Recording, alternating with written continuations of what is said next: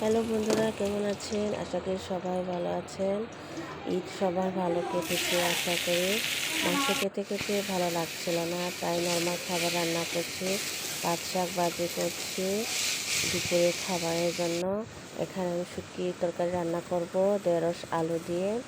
শুটকি ধুয়ে রেখেছি, পেঁয়াজ রসুন কেটে রেখেছি। আমি এখন রান্না করব। শুটকির তরকারি কার কার ভালো লাগে? আমার তো বেশ ভালো লাগে, তাই চটপট করে রান্না করে ফেললাম। শুটকি দিয়ে আলু ঢেঁড়স রান্না। আমি বাস এভাবে একে একে সব রান্না করে ফেলবো। আমার কাছে শুটকির তরকারি বেশ ভালো লাগে। অবশেষে আমার শুটকির তরকারি রান্না শেষ হলো, আমি নামিয়ে নিয়েছি।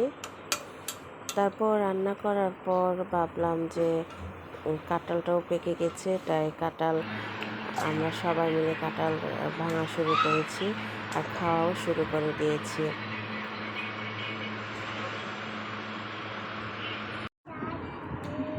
কাঁঠাল খাওয়া শেষ করলাম, তারপর আমাদের রান্নাবান্না যা ছিল সব আমরা টেবিলে সাজিয়ে নিলাম, খাবো, লাঞ্চ করব।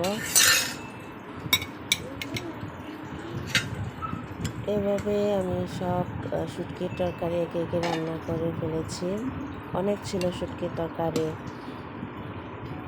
আর একটা শুটকি তরকারি ছিল, ওটা দেখালাম না, ওটা ফ্রিজ থেকে নামিয়ে শুধু গরম করেছিলাম।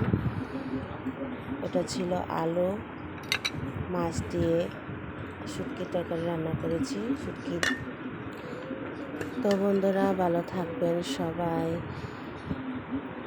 আমার রান্না বান্না ভালো লাগলে লাইক কমেন্ট করবেন। সবাই ভালো থাকবেন এই কামনায়। Bye bye.